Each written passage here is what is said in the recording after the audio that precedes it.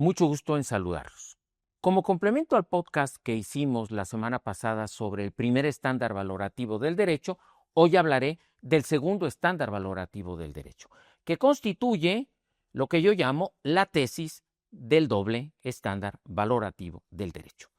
Este es uno de mis temas favoritos en mi libro y es uno de los temas favoritos también para exponer en diferentes conferencias, porque me va a permitir abordar de una manera muy sencilla el problema de la justicia, la cuestión de la justicia y el derecho. Vamos por partes.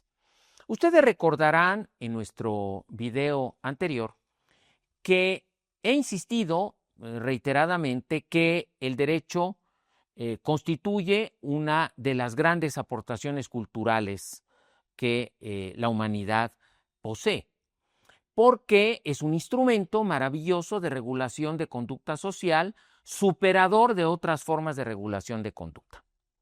Y es superador precisamente porque el único sistema normativo que posee dos estándares de valoración es el derecho. Ni la moral, ni la religión, ni los convencionalismos sociales, ni la costumbre requieren un doble estándar de valoración.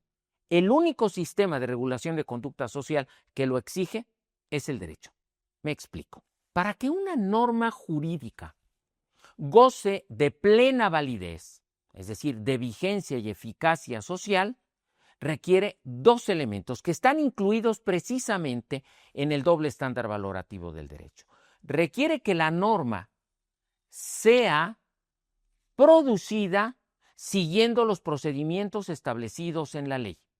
Por ejemplo, si se trata de una ley, tiene que haber una iniciativa, llegar a la Cámara Única o doble cámara si se trata de una norma federal, diputados y senadores, la norma se discute, la norma se vota, la norma se aprueba, la norma se publica y la norma entra en vigor. Esa norma forma parte ya del sistema jurídico del país en cuestión. Bueno, esa norma jurídica al entrar en vigor, al entrar en funcionamiento, produce algo que ustedes ahora entienden muy bien, una cierta forma de orden, de seguridad y de igualación jurídica. Muy bien, hasta aquí todo maravilloso. La gran pregunta que ya hice en un video anterior es, muy bien, bueno, orden, seguridad e igualdad jurídicas, ¿para qué? Y es aquí donde entra en funcionamiento el famoso segundo estándar valorativo del derecho. Y es lo que explica que los valores del primer estándar, el orden, la seguridad y la igualdad, no sean valores en sí mismos, son valores mediatos, son valores instrumentales. El orden, la seguridad y la igualdad jurídicas están siempre en función de algo. Ese algo en función de en cuál están el orden, seguridad e igualdad jurídica, lo vamos a llamar precisamente los valores que componen el segundo estándar valorativo. Voy a los ejemplos que son maravillosos y nos permiten entender a cabalidad lo que acabo de mencionar. Supongan ustedes y supongo yo que tenemos un profesor que es amante de la seguridad. Y entonces decide que los estudiantes en clase, dado que están en un país violento y peligroso, deberán tomar la clase con chaleco antibalas. Bueno, tristemente esto tendría que ser necesario en algunas partes de mi país, de México, pero bueno. Y ustedes le dicen, a ver, perdón, entendemos muy bien que hay que tener cuidado y hay que tener elementos de seguridad para los estudiantes, pero el uso del chaleco antibalas resulta excesivo. Y el profesor dirá, no, es que hay que tener todas las garantías. ¿Cuál es el valor, vamos por partes, que se está protegiendo? Bueno, el valor que se está protegiendo es la vida y la integridad física de los estudiantes y del propio profesor. La pregunta es, ¿qué tipo de medidas de seguridad debemos tomar para garantizarla? Dependerá del caso concreto. Pero la razón de ser por la cual el profesor o la escuela tiene seguridad privada, se vigila que los estudiantes no penetren al lugar con objetos punzocortantes, incluso con alguna arma de fuego, se tiene seguridad privada y pública, El acceso a los salones está restringido bajo ciertos sistemas de seguridad. Pero el objetivo no es la seguridad misma, no es sentirse que estamos seguros, sino tener la certidumbre de que en un caso extremo, nuestra vida y nuestra integridad física estará a salvo.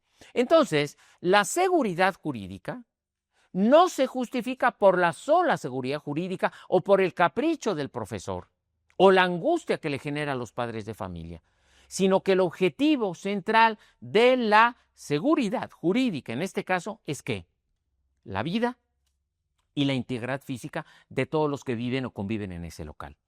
Como ven, la seguridad, el orden incluso en el que los estudiantes penetran a ese salón de clases, las reglas que se imponen para estar en dicho establecimiento, no se hacen por el orden mismo, por la seguridad misma o por la igualdad misma. Se hacen en función de los valores superiores que se quieren proteger. Por lo tanto, el derecho requiere no solamente de un primer estándar de valores mediatos, sino requiere de valores superiores que le den sentido, que le den razón de ser al orden, a la seguridad y a la igualdad. Entonces, las normas ordenan, aseguran e igualan en función de los valores superiores que normalmente se plasman en la constitución política de un país, en los tratados internacionales y que de 1945 para acá conocemos como un estándar de justicia al que conocemos como derechos humanos o derechos fundamentales. En el podcast siguiente me ocuparé de hablar de la fórmula de justicia, pero en este momento yo podría adelantar a que cuando en un sistema jurídico, por ejemplo, yo tengo normas que ordenan, aseguran e igualan, es decir, que sistematizan la conducta social, que le dan certeza y certidumbre al gobernado, que los colocan en situaciones de igualdad para alcanzar, por ejemplo, la libertad, para alcanzar el acceso a la justicia, para alcanzar el acceso a la salud, estaremos ante normas o sistemas que podríamos llamar justos. Y esta es la fórmula básica de la justicia. Estoy perfectamente dado a afirmar que la fórmula de la justicia, en términos de mi fórmula del doble estándar valorativo, se produce cuando el primer estándar valorativo, es decir, el orden, la seguridad y la igualdad, garantizan los valores superiores contenidos en el segundo estándar valorativo. De hecho, en forma sintética, cuando un sistema jurídico ordena, asegura e iguala en función de los valores superiores, nos hallaremos ante un sistema o una norma jurídica o una política pública justa. Esta fórmula es simple, tan simple como maravillosa y tan simple en decir como compleja en llevar a la realidad. Porque para que se dé el tránsito de normas que ordenan, aseguran e igualan y satisfagan los valores superiores, yo habré de menester de contar con políticas públicas eficaces, con planes de gobierno que lo hagan realidad. No basta, pues, que nosotros tengamos los derechos contenidos en la ley. Es necesario que se instrumente una serie de herramientas de gobierno, de gobernanza, que esto lo hagan posible. A veces, los gobernantes y los ciudadanos no entienden lo anterior. De ahí la importancia de tener políticas públicas eficaces. Son el puente que nos garantiza que lo plasmado en la ley efectivamente se concrete en la realidad. Pero bueno, ya hablaremos en otra ocasión de políticas públicas y derechos humanos, por ejemplo.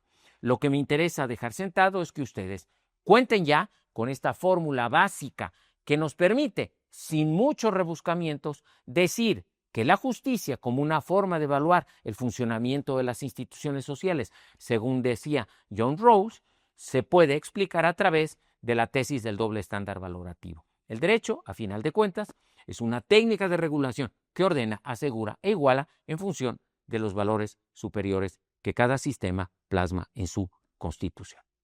Muchas gracias.